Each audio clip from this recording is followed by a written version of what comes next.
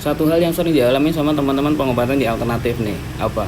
Jadi ketika sudah mulai latihan berdiri atau mungkin latihan napak, itu biasanya kakinya terasa berat. Atau mungkin belum buat napak deh, ya baru sekitar sebulan tapi kakinya berat. Ada yang ngalamin juga ya? Kalau ada yang ngalamin, sharingnya di kolom komentar ya. Saya pengen sharing ini, di save aja dulu videonya, barangkali bisa disimak di lain kesempatan.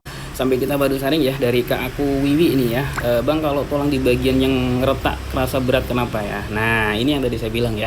Jadi mungkin buat teman-teman yang pengobatan di alternatif ya, punya pengalaman yang sama, jangan sungkan-sungkan sharingan aja di kolom komentar ya. Nanti kita sharing bareng-bareng. Dan ini Mbak Wiwi ini pengobatannya di alternatif ya teman-teman ya. Jadi kenapa kok di alternatif ini kadang masih ngerasa berat gitu ya? Karena imobilisasinya panjang gitu loh. Jadi ada beberapa kasus yang ketika fraktur dipakai ibidai gitu ya, yang diketik itu biasanya ada yang 1 bulan bahkan 2 bulan lebih gitu ya. Yang mana itu proses imobilisasinya lumayan panjang. Beda sama teman-teman yang di medis. Teman-teman medis misal pasca operasi gitu ya, ada yang 2 hari 3 hari udah mulai boleh latihan gerak, digerakin ini dan lain sebagainya. Tapi kalau alternatif ya, itu lebih sarannya untuk benar-benar diem dulu.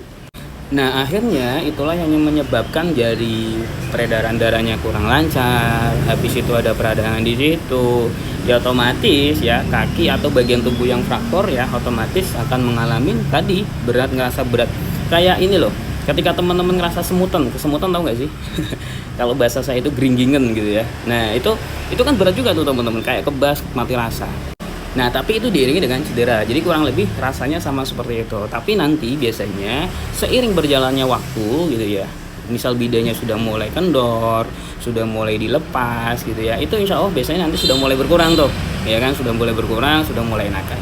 Nah makanya buat teman-teman yang pengobatan di alternatif saya sering bilang nih, jadi kalau di medis itu kan teman-teman dibantu sama pen ya, yang mana pen itu membantu untuk tulang itu biar nggak goyang-goyang gitu lah. Nah kalau di alternatif dibantunya sama bidai diikat tadi. Nah cuman memang ketika kasus tertentu ada orang yang memang nggak tahan gitu loh.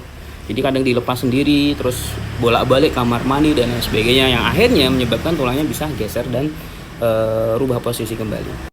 Makanya kalau boleh saran ya buat teman-teman yang pengobatan di alternatif maupun di medis juga gitu ya, faktor nutrisi itu penting banget. Karena ketika nutrisi itu bagus, penyerapannya maksimal, terpenuhi tubuh dengan oke gitu ya, otomatis ya penumbuhan kalus, penyambungan tulang akan jauh lebih maksimal ya. Karena saya sudah membuktikan sendiri banyak kasus yang antara nutrisi bagus sama yang enggak gitu ya, itu pemulihannya beda-beda banget.